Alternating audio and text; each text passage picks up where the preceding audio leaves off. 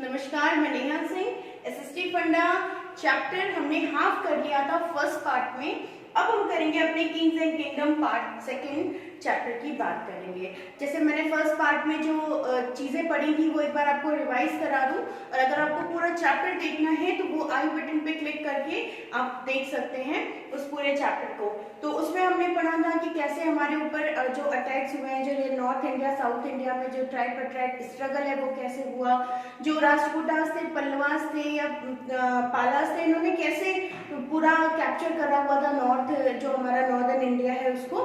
तो इन सब चीजों के बारे में हम ऑलरेडी समझ चुके हैं, उनके फेमस जो किंग्स थे उनके बारे में समझ चुके हैं। सो let's start with the second part, जिसमें हम थोड़ा सा इंट्रोडक्शन देंगे, कुछ जो हमारे पार्ट्स रह गए थे नॉर्थ इंडिया के उनके बारे में, and then we come to the South India कि साउथ इंडिया में कैसे फैला हुआ था। एंड यही इसी चैप्टर के सेकंड पार्ट से हम स्टार्ट करेंगे, जब गौरी और गजनी हमारे जो इंडिया में उन्होंने एंटर किया था फर्स्ट टाइम, जब जो तुर्क्स हैं उन्होंने हमारे इंडिया में एंटर किया था। तो अभी हम बात कर रहे हैं अपने पहले कि नॉर्थ इंडिया के, वैसे तो हमने ऑलरेडी पढ़ लिया है राजपूतास पालास के बारे में, तो एक और है छोटे से सिसोदियाज ऑफ मेवाड़। इनका एक्चुअली जो उद्गम हुआ था वो कुछ दिनों बाद वो ज्यादा फेमस हुए थे, इसलिए एक छोटा सा टॉपिक आपके क्लास 7th में इसको भी दिया हुआ है। तो ये है सिसोदियाज ऑफ मेवाड़। इनका जो रूल ओवर हुआ था वो अप्रोक्सीमेटली 1647 सीई से स्टार्ट हुआ था और इन्होंने किया था। And this family belong to the Suryavanshi dynasty of Rajput. Basically ये जो राजपूत थे ना, ये अपने आप को बोलते हैं कि हम 3 जो कैटेगरीज हैं उनसे बिलोंग करते हैं। जैसे एक तो ये रहे सूर्यवंशी, दूसरा एक बोलते हैं कि जो सूर्य से बिलोंग करते हैं वो अपने आप को सूर्यवंशी बताते हैं, एक होते हैं इसी में चंद्रवंशी।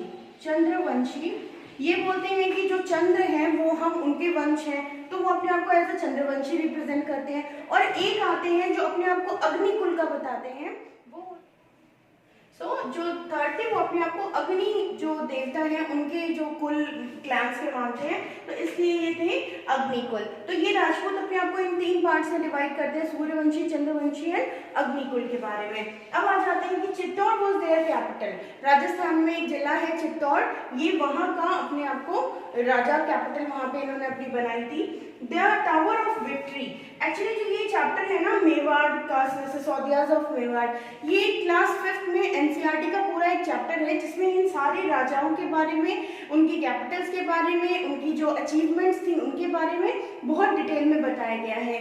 तो उसके बारे में भी आगे आप देख सकते हैं। तो tower of victory at Chittorgarh was built by the Rana Kumbha. और ये किस राजा ने बनवाया था? एक्चुअली ये कॉम्पिटिटिव एग्जाम्स में भी बहुत फेमस है, तो इसलिए ये क्वेश्चंस आपके जो है वो चैप्टर में भी दिए हुए हैं। तो राणा कुंभा ने बनवाया था टावर ऑफ विक्ट्री, अपनी विजय को दिखाने के लिए उन्होंने अपने युद्ध के बाद एक ये विजय विक्ट्री जो स्तंभ था, विजय स्तंभ ये बनवाया था राणा कुंभा ने। अब हम आ जाते हैं इनके जो मोस्ट फेमस किंग्स थे जो सिसोदियाज के, वो कौन कौन थे। तो पहला मैंने आपको बता दिया राणा कुंभा थे, दूसरे थे राणा संग्राम सिंह, ये भी बहुत फेमस राजा थे सिसोदियाज के मेवाड़ के। और तीसरे हैं, इनका नाम तो हम श्योर आप सबने सुना होगा, महाराणा प्रताप। इनके जो शौर्य है वो इतना ज्यादा था कि लोगों ने इनके नाम के आगे महा लगा दिया था। तो ये रहे आपकी सिसोदियाज ऑफ मेवाड़ के बारे में एक छोटे से उसमें, वैसे हम 5th क्लास की जो एनसीईआरटी बुक है उसके थ्रू पढ़ेंगे। अब हम आ जाते हैं अपने नेक्स्ट टॉपिक पे।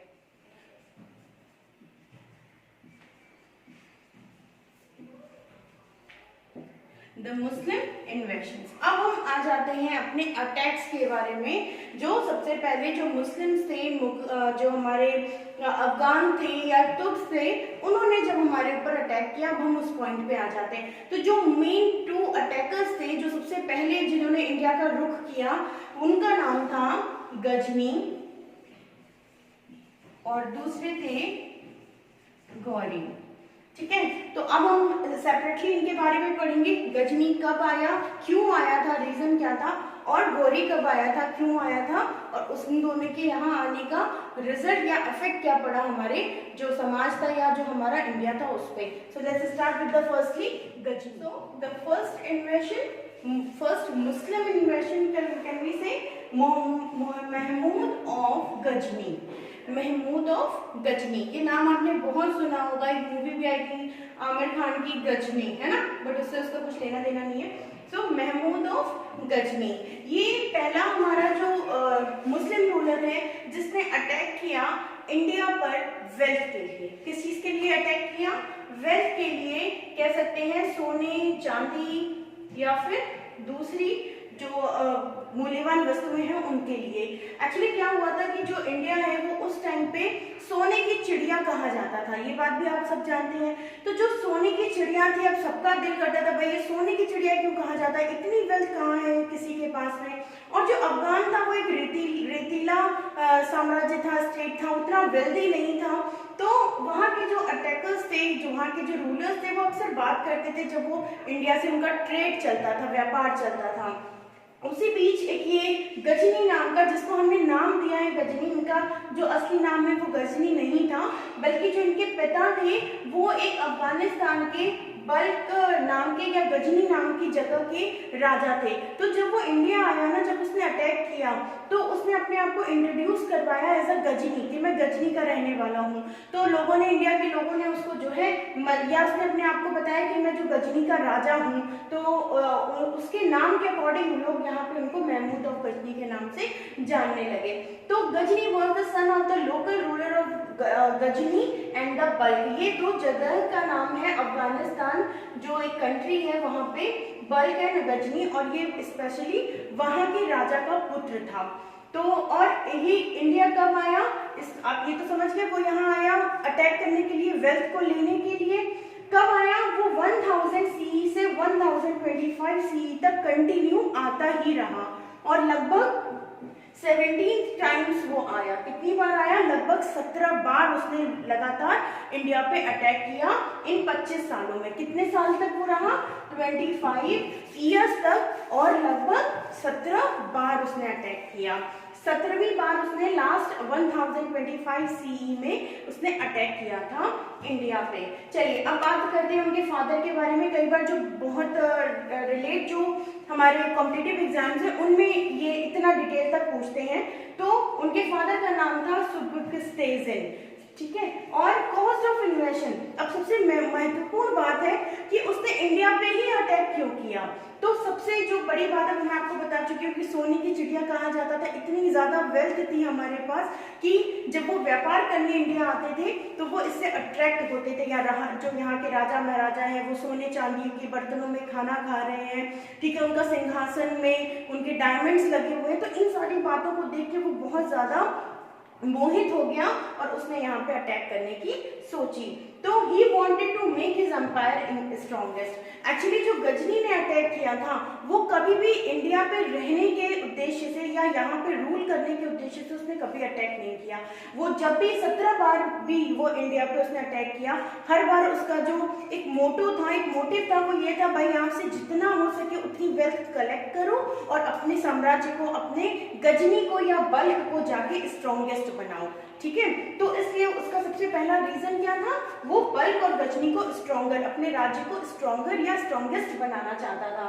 नेक्स्ट है he cast his eyes on a Hindu temples of India. उसकी नजर सबसे ज्यादा किस पे पड़ी? उसने देखा कि बाकी जो राजा है, जैसे राजा का जो ट्रेजर है, खजाना है, वहां तो लोगों के सैनिक हैं वहां पे जो है वो उनको नजर रखे हुए हैं, लेकिन जो मंदिर है वो खुले हैं, लोग जाते हैं, दान देते हैं। मंदिरों में जो मूर्तियां हैं वो सोने की रखी हुई हैं, मुकुट में हीरे जवाहरात जड़े हुए हैं और वो खुले हैं। वहां कोई किसी का कोई किसी भी तरीके का सैनिक या सैन्य बल नहीं है जो उसको रोक सके। तो उसने अपना जो सबसे पहला जो निशाना साधा वो साधा हिंदू टेम्पल्स के ऊपर। और उस टाइम जो राजा महाराजा थे या जो आम जनता है, जैसे आज भी हम जाते हैं मंदिरों में दान देते हैं, तो दान के उद्देश्य से लोग बहुत ज्यादा चीजें वहां पे चढ़ाते थे।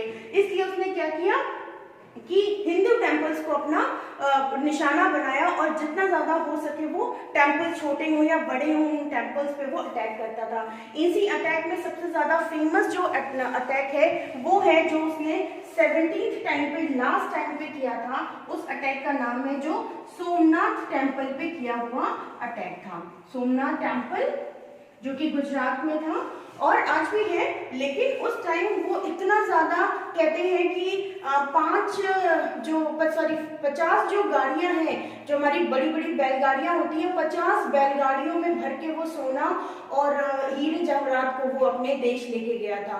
तो और ये सोमनाथ टेम्पल से उसने जो लिया था वो लगभग आज के से अगर हम काउंट करें तो 15,000 करोड़ का सोना था जो वो यहाँ से लेके गया था। तो इस तरीके का जो उसने जो लास्ट, क्योंकि सबसे उसको पता था वो आखिरी बार आ रहा है, शायद उसने अपना कुछ एक उद्देश्य बना रखा होगा, तो इस बार उसने सोमनाथ टेम्पल जो उस टाइम बहुत फेमस था उस पर अटैक किया और उसकी दीवारों तक में जो सोने चांदी की पत्तियां या जो जेम्स लगे हुए थे वो उनको भी कुरच के और लेके अपने साथ चला गया था। तो ये था बेसिकली हमारा गजनी के बारे में इंट्रोडक्शन, और क्यों किया उसने अटैक, कब किया। तो ये जो लाइंस हैं ये आपको लर्न करने वाली है, ये बहुत सिंपल सा भी है। 1000 to 1025 CE में उसने अटैक किया था, 17 बार अटैक किया था, 25 साल तक उसने लगातार थोड़े थोड़े ड्यूरेशन पे अटैक किया था, और वो लास्ट में वो सोमनाथ टेम्पल पे उसने तो अब अगर वो लास्ट में अटैक करेगा तो कब करेगा, 1025 CE में उसने सोमनाथ टेम्पल पे अटैक किया था। कई बार ये भी क्वेश्चन आता है कि सोमनाथ टेम्पल पे किसने अटैक किया, गजनी ने कब किया, 1025 CE में। तो आई थिंक आपको ये गजनी का इंट्रोडक्शन समझ में आ गया। अब हम आते हैं अपने सेकेंड मुस्लिम इन्वेस्टर के ऊपर जिसका नाम है घोर। अब शुरुआत करते हैं अपने सेकेंड मुस्लिम इन्वेंशन के बारे में जो कि मोहम्मद गौरी ने किया था। अब ये मोहम्मद गौरी क्या है, इनके बारे में कुछ चीजें समझते हैं। Mohammed was the ruler of Ghor, a small kingdom of Afghanistan. ये अफगानिस्तान का एक छोटा सा राज्य था, कह सकते हैं राज्य इसमें है बट छोटा सा टाउन है आज के टाइम पे। तो वो वहां का रहने वाला था और उसने भी जब गजनी को देखा कि वो यहाँ अटैक कर रहा है और उसने वो वेल्थ ले जा रहा है तो उसका भी मन किया कि चलो इंडिया में चलते हैं और जो वेल्थ है उसको। लेकिन इन दोनों का जो मोटिव था वो बिल्कुल अलग था। जो गजनी था, यहाँ पे लिख देती हूँ, जो गजनी था वो सिर्फ वेल्थ के लिए आया था, है ना, और जो गोरी था ये आया था अपना किंगडम स्प्रेड करने के लिए, ये अपना जो राज्य था, साम्राज्य था, उसको फैलाने के लिए आया था। ये चाहता था कि इसका जो साम्राज्य है वो अफगानिस्तान और जो अभी हमारा जो पाकिस्तान है वो तो फिर उस टाइम पे इंडिया का पार्ट था, तो वहां से वो पूरा इंडिया तक अपना साम्राज्य फैलाए। तो इसलिए उसने इंडिया को चुना क्योंकि सबसे बड़ी बात वेल्थ तो थी यहाँ पे, और उसके बाद वो यहाँ साम्राज्य अपना चला सकता था। He came to India to expand his empire. वो अपने साम्राज्य को बढ़ाने के लिए इंडिया आया था, ना कि वेल्थ लूटने के लिए।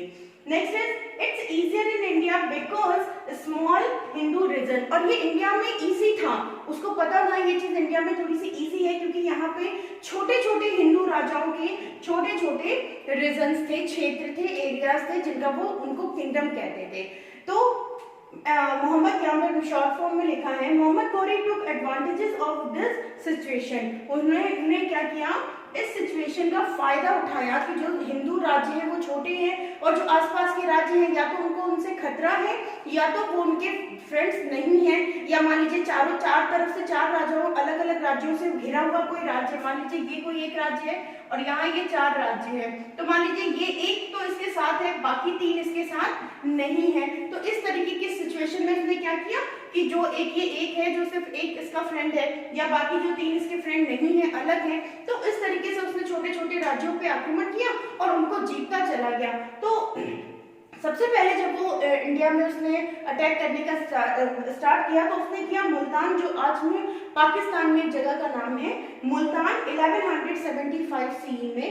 ठीक उसके 4 साल बाद पंजाब, ये वो एरिया है बड़े बड़े राज्य है जिनको कैप्चर करने से उसको कुछ बेनिफिट हुआ या उसने अपना साम्राज्य जो है वो एक्सपेंड किया। तो ये वो है मुल्तान 1175 CE में, फिर पंजाब 1179 CE में, देन वो आ गया लोअर सिंध के पास, सिंधु नदी के जो लोअर जो तट है राज्य है वहां पे आ गया 1182 CE में, और फिर लास्ट में वो आया पेशावर में 1186 CE में। ये तो उन राज्यों की बात हो गई जो आज के टाइम में पाकिस्तान में है। अब मैं एक बात करने जा रही हूँ मेन, जिसके बाद जो मोहम्मद गौरी था वो फेमस हो गया और लगभग जो हिंदू राज्य थे या राजा थे वो उससे डर के रहने लगे। वो उस बैटल का नाम है बैटल ऑफ तराइन। अब इसके बारे में हम डिटेल में पढ़ेंगे क्योंकि जो बैटल ऑफ तराइन था ये फर्स्ट और सेकेंड 2 बार किया गया। ठीक है, तो अब हम पहले, ये एक अलग टॉपिक भी है, इसके लिए आप आई बटन पे क्लिक करके समझ सकते हैं, और यहाँ भी आपके सिलेबस 7th क्लास के सिलेबस के अकॉर्डिंग मैं आपको बताती हूँ। सो let's start with the battle of Tarain. Battle of Tarain first and second, इसको हम दो भाग में बांटते हैं क्योंकि ये 2 बार हुआ है, सेम प्लेस पे 2 बार। तो जब हमने अब ये युद्ध देखा, इसके लिए हम कुछ चीजों को इनको कैटेगराइज कर देंगे जिससे आपको इजी हो समझने में। सबसे पहले ये जो बैटल है ये कब हुआ, व्हेन, किसके बीच में हुआ, बिटवीन, ठीक है, और कहां हुआ, वेयर, एंड उसका जो रिजल्ट था वो क्या निकला। तो यहाँ पे आ जाएगा रिजल्ट। तो सबसे पहले हम बात करते हैं अपने फर्स्ट बैटल के बारे में। तो फर्स्ट बैटल जो तराइन का था, इसको ये कब हुआ, ये हुआ 1192 सीई में। बिटवीन किसके बीच में हुआ, आपने मोहम्मद गौरी के बीच में तो हुआ क्योंकि हम मोहम्मद गौरी का पढ़ रहे हैं, तो मोहम्मद गौरी, यहाँ पे गौरी पूरा ही लिख दो, नहीं तो गजनी और गौरी दोनों ही जी से हैं। तो मोहम्मद गौरी एंड पृथ्वीराज चौहान, ठीक है, पृथ्वीराज चौहान, ये दोनों के राजाओं के बीच में हुआ। गौरी जो कि अपना जो राज्य था वो बढ़ाता जा रहा था और वो पंजाब, मुल्तान, पेशावर से होते हुए आप पहुंच गया था दिल्ली की तरफ। और दिल्ली में कौन था, दिल्ली में थे हमारे पृथ्वीराज चौहान। तो यहाँ इनकी लड़ाई इनसे हुई। वेयर, ये एक जगह है तराइन नियर थानेसर, थानेसर जो दिल्ली, बागपत, पानीपत के पास में एक जगह है, वहां पे ये तराइन नाम का, क्योंकि जब भी हम युद्ध जो राजा करते थे उनको एक बड़े से बैटल की जरूरत पड़ती थी जिससे जो आम जनता है उसको कोई हानि ना पहुंचे, इसके लिए तो ये तराइन जो है वो जगह का नाम है, बैटल का नाम है, जो फील्ड था वहां पे उस जगह का। इसका रिजल्ट क्या हुआ, इसमें जीत गए हमारे जो राजपूती जो राजा है पृथ्वी राज चौहान, ये जो है जीत गए भाई, वॉन हो गया, ठीक है। लेकिन इन्होंने क्या किया, इन्होंने एक गलती करी, इन्होंने क्या किया, मोहम्मद गौरी जो कि हार गया था बट उसको छोड़ दिया, उन्होंने उसको मारा नहीं, जिसकी वजह से ठीक 1 साल बाद अगेन ये जो यहाँ पे लिखेंगे हम सेकेंड बैटल ऑफ तराइन, इसकी वजह से ठीक 1 साल बाद, सॉरी यहाँ पे 91 होगा, सॉरी 1192 सीई।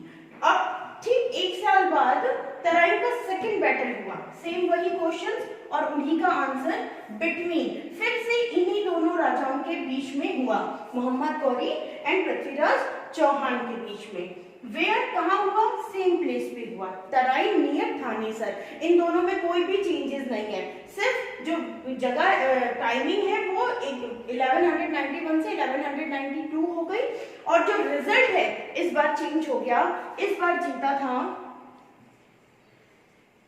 मोहम्मद घोरी, इस बार मोहम्मद घोरी जीत गया, won and killed Prithviraj Chauhan, और उसने हमारे राजपूती जो राजा हैं पृथ्वीराज चौहान उनको मार दिया, क्योंकि वो अपने तरीके से ही था कि जैसे मैंने नहीं मारा, और वो वापस से युद्ध करने के लिए आ गया और बड़ी सेना लेके, बल्कि 1,20,000 के सैनिक उस टाइम लेके वो आया था अपने घोर से, अफगानिस्तान से, तो इस वजह से उसने पृथ्वीराज चौहान को मार दिया।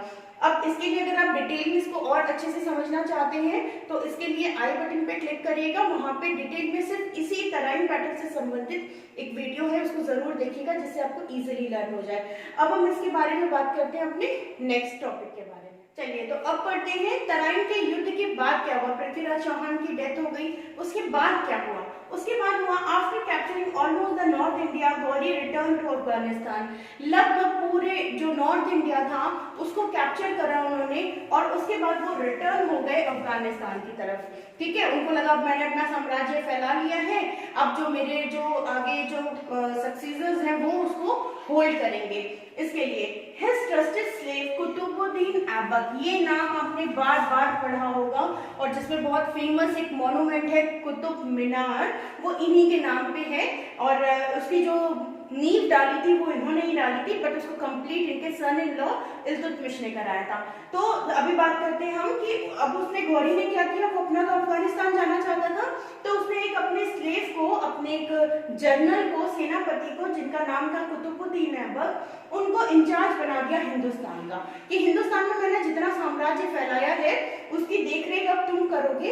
और वहीं से शुरू होती है हमारी, क्योंकि ये स्लेव थे तो यहीं से शुरू होती है हमारी स्लेव डायनेस्टी, जो कि हम पढ़ेंगे अपने नेक्स्ट चैप्टर में, दिल्ली सल्तनत में।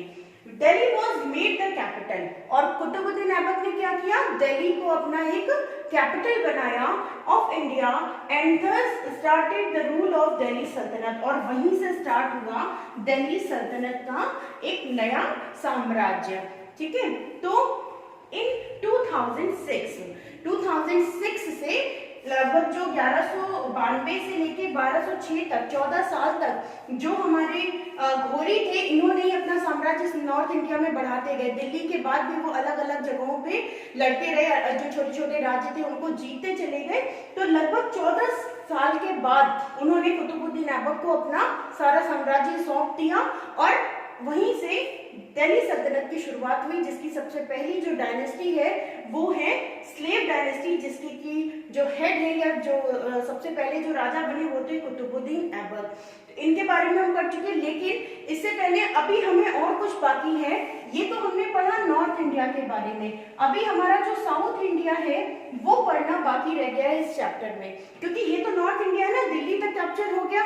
उसके बाद अभी हमारे साउथ में उस टाइम कौन से राजा थे और वो कहाँ कहाँ शासन कर रहे थे, किस डायनेस्टी से बिलोंग करते थे, अभी इस चैप्टर में हम वो पढ़ेंगे। और उसके बाद हम स्टार्ट करेंगे अपना थर्ड चैप्टर, जो कि है दिल्ली सल्तनत, जिसमें हम डिटेल में पढ़ेंगे स्लेव डायनेस्टीज के बारे में। स्लेव डायनेस्टीज हैं, फिर आपकी लोधी डायनेस्टी है, सैयद डायनेस्टीज है, बहुत सारी हैं, उनके बारे में हम बाद में पढ़ेंगे। तो अभी हम आ जाते हैं अपने साउथ इंडिया के जो डायनेस्टीज हैं, हिंदू डायनेस्टीज, उनके बारे में। अब हम आगे अपने साउथ इंडिया की तरफ। ठीक है, अब घोरी और गजनी तो नॉर्थ इंडिया में थे, अब हम आते हैं अपने साउथ इंडिया के। उस टाइम जब घोरी का और गजनी का अटैक हो रहा था नॉर्थ इंडिया में, तो उस टाइम साउथ इंडिया के जो रूलर्स थे वो कौन थे और वो क्या कर रहे थे। तो अब हम आ जाते हैं सबसे पहले साउथ इंडियन किंगडम पे, राज्य पे। मोस्टली जो यहाँ के जो राजा थे, जो डायनेस्टीज थे, वो 3 डायनेस्टी सबसे ज्यादा फेमस थी। ये मैं आपको फर्स्ट चैप्टर में भी बता चुकी हूँ एक ट्रिक के थ्रू, 2PCR 2RH, ये एक फॉर्मूला था, जिसमें कि अभी हम यहाँ जो पढ़ेंगे वो पढ़ेंगे 2P एंड C के बारे में। तो ये जो 2P है ये कौन है, ये है, पहला P है Pallavas and the second P from the Pandyas. तो ये 2 P's हैं। ओके, तो पहले पढ़ते हैं पल्लव्स के बारे में। एक्चुअली ये बहुत ज्यादा इन्होंने कुछ किया नहीं था, इनका साम्राज्य उतना नहीं था, इस वजह से इनके लिए इतना ज्यादा कुछ समझने के लिए नहीं है। इनको हम छोटे छोटे 2 पैराग्राफ में समझते हैं कि सबसे पहले जो पल्लव थे ये 600 से 757 CE तक थे, वहां पे उनका रूल चला था। 6 to 757, अप्रोक्सीमेटली 157 CE। ओके, फिर आते हैं मॉन्यूमेंट। इन्होंने एक बहुत अच्छा मॉन्यूमेंट बनवाया था महाबलीपुरम एंड कांची में। ये दोनों ही साउथ इंडिया की जगह थी उस टाइम, महाबलीपुरम एंड कांची। आ जाते हैं the Cholas defeated the last Pallava kings and ended their rule. इन्होंने जो चोलास थे, ये जो तीसरा आपको यहाँ पे जो वर्ड दिख रहा है C, ये ही चोलास को रिप्रेजेंट करता है। चोलास डायनेस्टी सबसे ज्यादा फेमस और पावरफुल डायनेस्टी थी हमारी साउथ इंडिया में। तो ये जो दोनों P हैं, दोनों पांड्यास और पल्लवास हैं, ये दोनों ही चोलास के थ्रू डिफीटेड किए गए थे। इस वजह से जो अब आप यहाँ देख सकते हैं कि ended their rule by the Cholas rulers. तो इसके लिए बेसिकली आपको याद रखना है 157 ईयर्स इनका जो है वो रूलिंग टाइम था, और इन्होंने 2 बहुत महत्वपूर्ण मॉन्यूमेंट्स बनवाए थे महाबलीपुरम एंड कांची में। अब आ जाते हैं पांड्यास के लिए। इनका भी बहुत बड़ा शौर्य जैसा कुछ नहीं था, हाँ रूल इन्होंने काफी लंबे टाइम तक किया। So in the 11th and 12th century, अब हम आ जाते हैं अपने 11th एंड 12th सेंचुरी के अप्रोक्सीमेटली। ये पांड्यास ने यहाँ पे क्या था, एंड सब्जुगेटेड बाय चोलास। इनकी भी जो जगह थी, जो साम्राज्य था, सब्जुगेटेड मींस होता है साम्राज्य को डिफीट करके उनको और जीत लेना। तो ये भी चोलास ने ही किया था। तो आप यहाँ देख सकते हैं कि जो दोनों P हैं वो चोलास के थ्रू डिफीटेड है। नेक्स्ट है, but in the 13th century again the Pandyas kingdom became independent. लेकिन वापस से 11th 12th सेंचुरी में तो उसको चोला ने कैप्चर कर लिया था, बट 13th सेंचुरी में वापस से जो हमारे पांड्यास के जो रूलर्स थे उन्होंने फिर से वो आए थे और लड़े थे और खुद को उन्होंने स्वतंत्र बना दिया था। चलिए अब हम बात करते हैं जो यहाँ के मेन रूलर्स हैं, मेन डायनेस्टी है चोलास। इसके बारे में जो हमारा 7th जो सिलेबस है इसमें काफी डिटेल में समझाया गया, इनका आर्किटेक्चर समझाया गया, आपको इनका जो भी मॉन्यूमेंट्स है उसके बारे में बताया गया, इनके राजा बहुत फेमस थे उनके बारे में बताया गया। तो चलिए स्टेप बाय स्टेप उनको लर्न करते हैं कि कौन कौन से हैं। तो अब हम पढ़ते हैं अपने 2P और C के बारे में। तो 2P तो हमने जान लिया क्या है, अब आ जाते हैं अपने C के बारे में। तो ये है चोला एम्पायर, जो कि साउथ इंडिया का सबसे मोस्ट पावरफुल एम्पायर था। चोला एम्पायर कॉल्ड एज चोला मंडलम। चोला एम्पायर को एक्चुअली जैसे हम हिंदी में राज्य बोलते हैं, इंग्लिश में किंगडम बोलते हैं, ऐसे ही वो अपनी लैंग्वेज में साउथ इंडियन में इसको मंडलम बोलते थे, ठीक है। तो राज्य की जगह वो चोला मंडलम के नाम से फेमस था। कैपिटल उसकी कैपिटल थी Kaveri Pattanam, Kaveri Pattanam, okay. Next most famous Kings, वहां के सबसे ज्यादा फेमस किंग कौन थे? तो जो इस राज्य के, इस साम्राज्य के, इस किंगडम के सबसे फेमस किंग है वो है राजा चोला, वो उनके पुत्र राजेंद्र चोला और लास्ट में थे राजा धीराज चोला। तो सबसे पहले जानते हैं राजा चोला, ये 985 से 1016 CE तक रहे। उनके सन राजेंद्र चोला जो कि इनके ठीक बाद 1016 से 1044 CE तक रहे। और लास्ट में आ गए राजा धीराजा जो कि 1000 से इसके बाद में, ये देखिए यहाँ से ये इनका है 1016 और इसके बाद 144 से ये आ गए 1052 CE तक। ये जो लास्ट में है राजा धीराजा, ये किल्ड बाय, इनको मार दिया किसने? Killed by the Chalukyas. एक और डायनेस्टी है चालुक्यास, इनके थ्रू ये राजा धीराज मारे गए और एंड द चोला रूलर, और इसके साथ ही चोला जो रूल था वो खत्म हो गया। चलिए अब पढ़ते हैं जो चोला रूल था वो इतना इंपॉर्टेंट था, तो उसके बारे में और चीजें पढ़ते हैं, उसके एडमिनिस्ट्रेशन के बारे में। चलिए अब सबसे पहले मैंने आपको बोला एडमिनिस्ट्रेशन के बारे में, भाई जो साम्राज्य उसको संभालेंगे कैसे, एडमिनिस्ट्रेट कैसे करेंगे। तो सबसे पहले जानते हैं ओवर 400 इयर्स रूल। यहाँ पे जो चोला सिस्टम है, जो चोला साम्राज्य है, उसने लगभग, उसके जो राजा हैं कंटिन्यूअसली उन्होंने लगभग 400 साल यहाँ पे रूल किया था। उसके बाद एडमिनिस्ट्रेशन कैसे था वहां का, किस तरीके से वो अपना साम्राज्य चलाते थे कि इतने सालों तक वो रूल करते चले आए। तो सबसे पहले किंग वाज द हेड। मैंने आपको बताया था कि जो हमारे किंगडम्स होते हैं, राजा महाराजा का टाइम होता है, ये होता है मोनार्की सिस्टम का। तो किंग जो था वो हेड था, सबसे ज्यादा पावर उसके पास होती थी, उससे कोई भी डिसीजन लेने का जो लास्ट पावर अथॉरिटी थी वो होती थी किंग के पास में, ओके।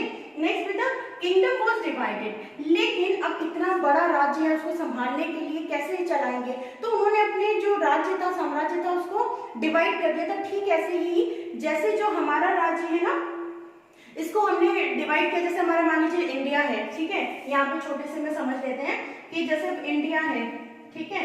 इंडिया के अंदर क्या आते हैं? स्टेट आते हैं। स्टेट के अंदर क्या आते हैं? सिटीज या डिस्ट्रिक्ट बोल सकते हैं हम, आते हैं। सिटी के अंदर क्या आता है? वार्ड्स आते हैं, है ना। वार्ड्स के अंदर क्या आते हैं? हमारा मोहल्ला आता है। मोहल्ले के अंदर क्या आता है? सोसाइटी आती है। सोसाइटी के अंदर हमारा घर आता है। तो ऐसा ही कुछ ये जो सिस्टम है, यही सिस्टम चलाया था हमारे चोला किंगडम्स ने।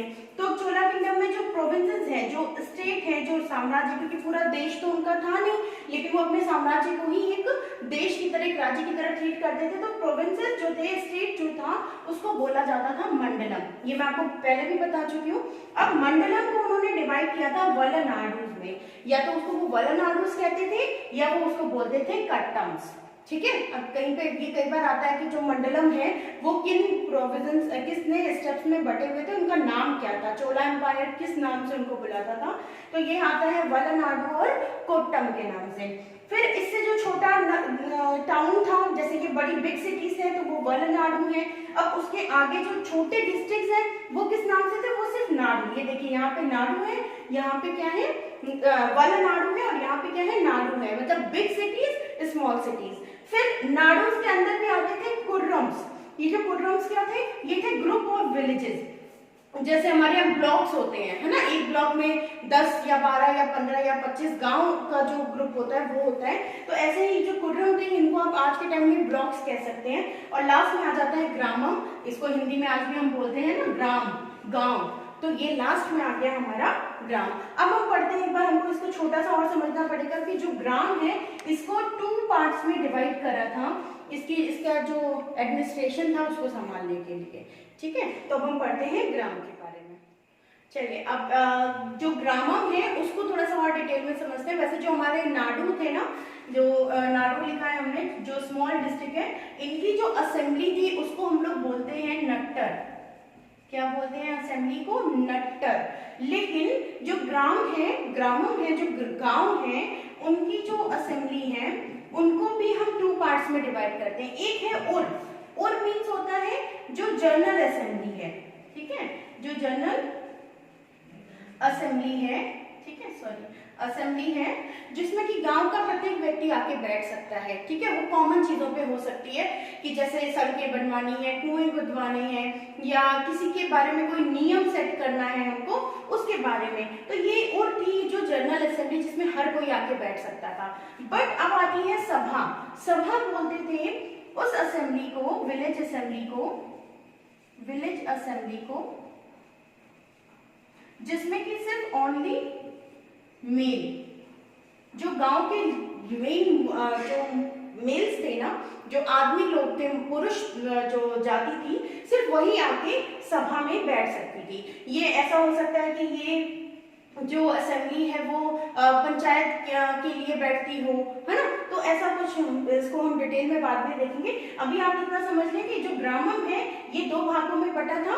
2 असेंबलीज होती थी यहाँ, 2, जैसे आज हमारे सरपंच होते हैं तो वो बुलाते हैं ना, पंचायत बुलाते हैं ऐसे, तो वैसे ही थी उर एंड सभा। और जो जनरल असेंबली थी विलेजेस के बीच में, विलेजेस की, और सभा जो विलेज असेंबली और फॉर मेल्स, जो जिसमें सिर्फ पुरुष जाति जो थी वो आमंत्रित होती थी। नेक्स्ट आ जाते हैं हम इनकम सोर्सेस पे। जो ये मंडलम था, चोला मंडलम, इनका इनकम सोर्स कहाँ से था? इतना बड़ा साम्राज्य चलाने के लिए उनको पैसे कहाँ से मिलते थे? तो सबसे पहला है ट्रेड, क्योंकि मैंने आपको बताया ये आर्ट एंड क्राफ्ट के काफी पसंदीदा थे इनको।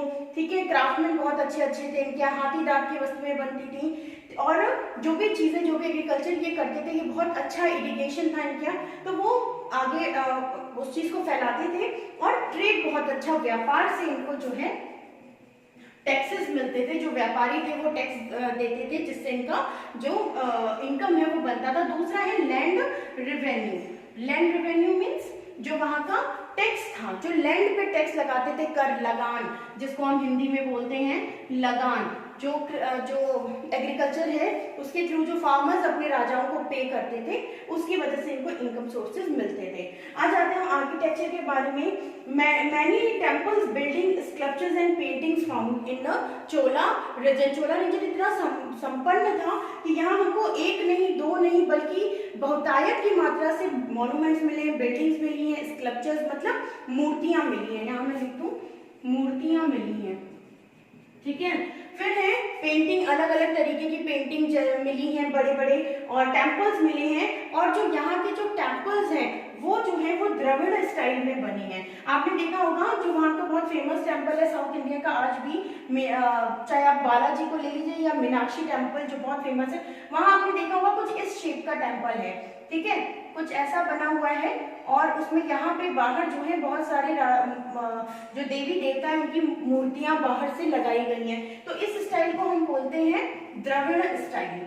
ठीक है, तो ये टेम्पल में है। और जो हमारे टेम्पल है नॉर्थ इंडिया में, उनको आप देखोगे, मैं यहाँ बताती हूँ कि उनको आप देखोगे वो कुछ ऐसे बने होते हैं, ऐसे करके, और यहाँ पे वो फ्लैग लगा होता है। तो ये है नागरा स्टाइल नॉर्थ इंडिया का, और जो साउथ इंडिया में होते हैं ये द्रविड़ स्टाइल होते हैं, वो कुछ ऐसा रेक्टेंगल शेप में होते हैं। ठीक है, तो चलिए आते हैं, तो इनका एक एग्जाम्पल लेते हैं शिव टेम्पल का।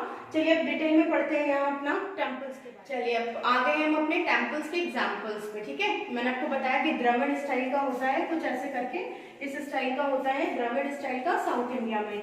तो ये फेमस टेम्पल्स जो हमारे चोला एम्पायर के रूलर्स ने बनवाए थे, सबसे पहला जो बहुत बहुत फेमस है वो कैलाश नाथा है कांचीपुरम में। जो कि आपको मैंने जब फर्स्ट चैप्टर बताया था तब भी बताया था, और अभी जो हमारा फर्स्ट पार्ट है उसमें भी बताया है। आप आई बटन पे क्लिक करके फर्स्ट पार्ट जरूर देखिएगा, क्योंकि जब आप उसको देखेंगे तो आपको ये पार्ट देखने में बहुत ईजी होगा समझने के लिए।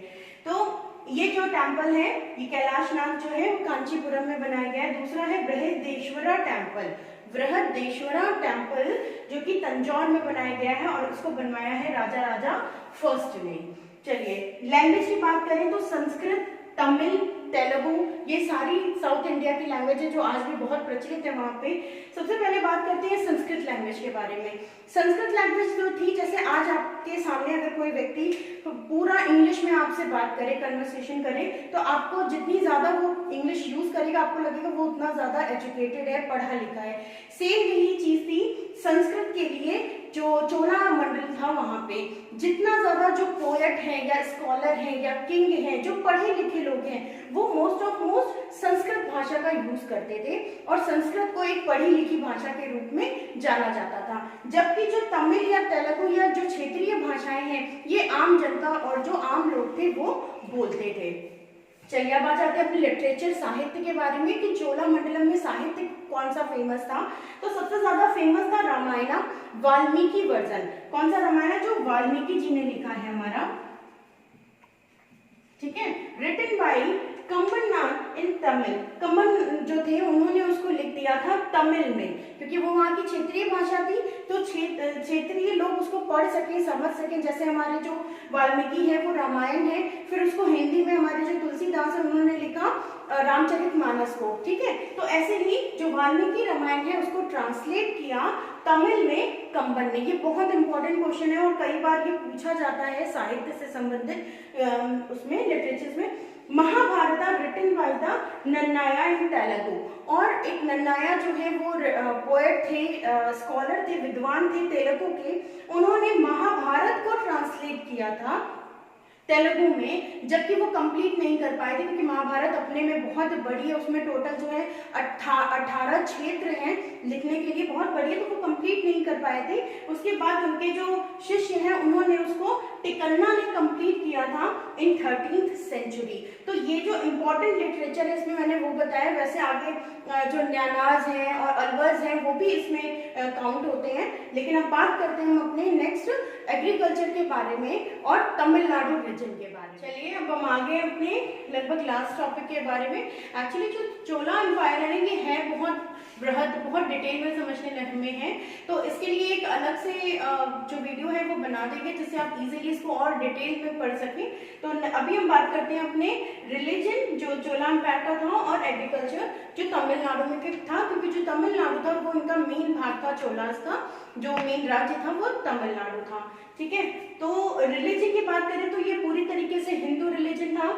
Shiva and Vishnu were the main Lord, जो उनके मेन भगवान थे वो शिवा और विष्णु के दो अलग अलग जो सेक्ट्स है उसमें ये बटे हुए थे। कुछ लोग शिव को मानते थे वो शाक्यस थे, जो विष्णु को मानते थे वो वैष्णव थे। नेक्स्ट आ जाते हैं worship of Krishna also famous, लेकिन कुछ जगहों पे जो कृष्ण भगवान है उनके भी भक्त पाए जाते हैं वहां पे। They were against the caste and class among the Hindus, जो सिर्फ हिंदू लोग थे ना उनके में ये क्लास और कास्ट को नहीं मानते थे, जैसे अपने अंदर शूद्र ब्राह्मण क्षत्रिय वैश्य, तो ज्यादातर उसमें वो छुआछूत नहीं मनाते थे।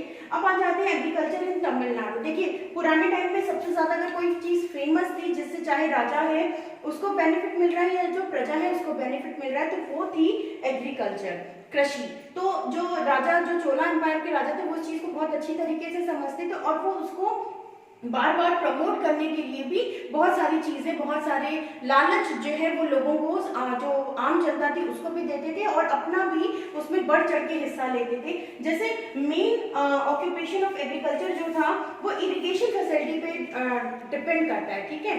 तो इरिगेशन जो है वो क्या होता है, सिंचाई। इरिगेशन मीन्स होता है सिंचाई, तो सिंचाई पे डिपेंड होता है। और जो चोला एम्पायर थे वो बहुत ज्यादा ध्यान देते थे कि जो हर खेत है, कि उस टाइम ये समरसेबल या मोटर का तो था नहीं, तो वो लोग क्या करते थे, जो कैनल्स हैं, बड़े बड़े नालियां बनवाते थे जिससे कि हर जो खेत है वहां तक पानी पहुंच सके और कहीं भी सूखा की वजह से जो है वो उनकी जो लैंड है वो बैरन नहीं बन जाए, अनुपजाऊ ना हो जाए। उसके बाद आ जाते हैं हम encourage the people to invest their money in a agriculture trade. वो बहुत ज्यादा अपने जो लोग थे साम्राज्य के उनको प्रोत्साहित करते थे कि कैसे आप अपने एग्रीकल्चर को बढ़ा सकते हैं। जैसे उनके, आपको एक एग्जांपल दूं, जैसे उनके जो फेमस टेम्पल्स होते थे, उनके आसपास का जो एरिया होता था ना, ये उनका ये टेम्पल है और इसके आसपास का एरिया है और वो जो है वो उपजाऊ नहीं है, बिल्कुल बैरन खाली पड़ा है। तो जो ऐसे फार्मर्स होते थे जो बहुत गरीब होते थे और उनके पास पैसे नहीं होते थे, तो वो उनको इंकरेज करते थे कि तुम जो है उस जगह की जो खेती है वो तुम करो और हम इतना अनाज या इतना परसेंट जो है वो तुमको खाने के लिए देंगे। तो लोग वहाँ मजदूरी करते थे और उसके बेसिस पे वो वहाँ पे उनको जो है वहाँ खाने पीने की चीजें मिलती थी। और जो इसी तरीके से दो फायदे होते थे राज्य के, एक तो जो बैरन जमीन होती थी जो कि उपजाऊ नहीं थी, वहां पे एग्रीकल्चर होने लगता था और जो भूखे लोग थे उनको खाना मिलने लगता था। तो इस तरीके से चोला एम्पायर बहुत ही अच्छे से लगभग 400 साल अपना साम्राज्य उसने चलाया था। आई होप कि बहुत लंबा चैप्टर था, मुझे समझ में आता है, लेकिन अगर आप डिटेल में पढ़ेंगे कभी भी, चाहे वो कॉम्पिटिटिव एग्जाम्स के लिए पढ़ेंगे या होम एग्जाम्स के लिए, तो आपके लिए ईजी होगा उसको समझना और उसको रिमेम्बर रखना। बार बार ऑडियोज को सुनने से भी कई बार हमें चीजें याद हो जाती हैं और इस तरीके से क्लिप्स जो है वो याद कर देखिए और याद करिए। तो thank you for watching me and please अगर सब्सक्राइब नहीं किया है तो सब्सक्राइब कर दें, जिससे और ज्यादा लोगों को आप जो है आपसे संबंधित उनको इस चीज का बेनिफिट मिल सके। थैंक यू, नमस्कार।